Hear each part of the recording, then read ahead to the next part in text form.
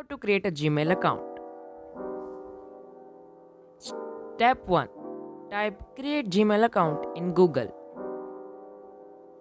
Click on the first link. Click on create account. Fill out all the necessary details like name, last name and all that stuff. After filling out, click on next. Now here, it will ask you for phone number. But phone number and recovery email is optional. But your birth date, birth month and birth year and as well as gender is very important. So fill that out. After filling that out, click on next. Now here are privacy and terms. You can read all the privacy and terms here.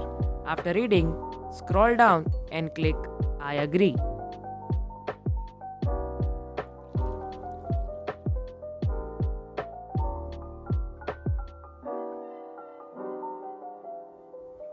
And as you can see, welcome the Everything Studio. If you see this page, you can see your account is created. But you are not logged into your Gmail. To log into Gmail, you have to open a new tab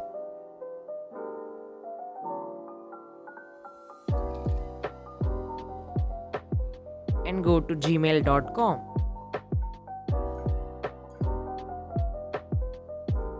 And now log in with the account you created.